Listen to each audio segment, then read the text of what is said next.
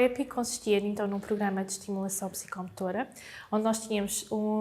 neste caso, sessões em contexto de ginásio, com as crianças do BIB encarnado, em que, no fundo, a sessão era dividida em 5 partes, onde nós começávamos com a conversa inicial, depois tínhamos uma ativação geral, portanto aqui atividades muito mais de corrida, cardiorrespiratórias, depois passávamos para atividades de desenvolvimento, estas podiam ser sobre a noção do corpo, sobre aqui questões mais de estruturação espacial, estruturação temporal, aqui a questão do ritmo, da organização e também de equilíbrio. E depois passávamos então para uma parte de relaxamento, no fundo para eles irem mais calmos e mais tranquilos depois de toda aquela parte do ginásio, toda a agitação, irem um bocadinho mais tranquilos para a sala de aula quando nos fôssemos entregar. E no final tínhamos então também aqui uma conversa com eles, onde lembrávamos toda a sequência das atividades e também perguntávamos o que é que eles mais gostavam, para termos aqui no fundo também uma noção daquilo que eram os gostos deles e também irmos ajustando o programa e as sessões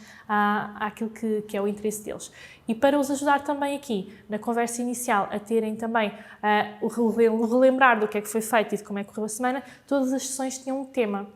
E depois eles faziam uma ficha de trabalho associada a um tema. Por exemplo, o tema era animais marinhos, a sessão era toda alusiva a animais marinhos, todas as atividades, e depois, no final, tinha uma ficha para fazer em sala de aula. Enquanto o grupo de controle, que não teve esta parte das sessões de ginásio, faziam só a ficha. Portanto, uns tiveram a parte motora, outros tiveram só fichas de trabalho. E em termos aqui depois de resultados do programa,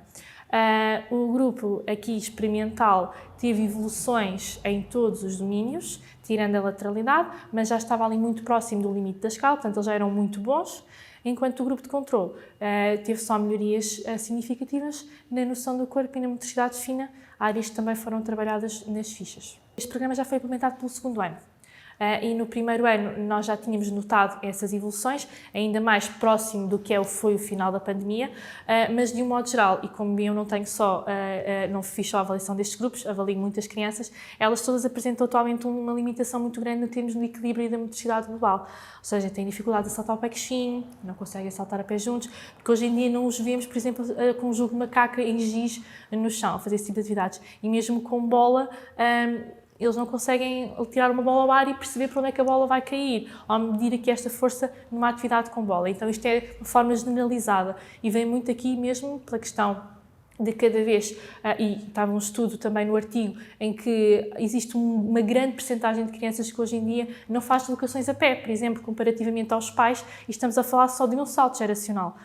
E denota-se muito então nas nossas crianças, lá está o facto de estarem muito tempo em frente a ecrãs, o passarem muito tempo na escola e muitas vezes não terem a oportunidade de ter espaços livres e até ter atividades não estruturadas, e acabam por ter aqui então estes domínios muito afetados. E então, com a pandemia, o facto de estarem fechados, confinados, uma criança de 4, 5 anos precisa de movimento. Ela aprende através do corpo e do movimento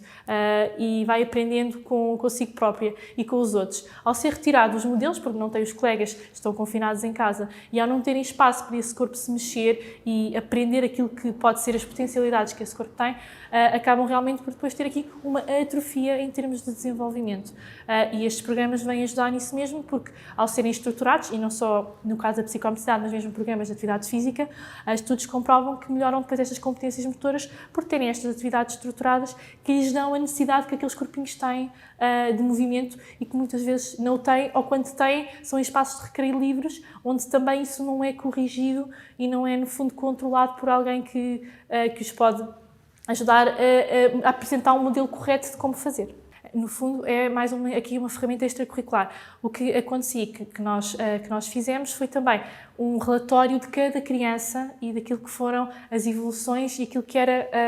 como é que elas ficaram, na verdade, no fundo, o perfil psicomotor dessa criança. E junto a esse relatório foram estratégias também para que os pais e sugestões de atividades para os pais fazerem em casa e os educadores poderem implementar quando estão em dinâmicas que o permitam. Deixem-nos brincar.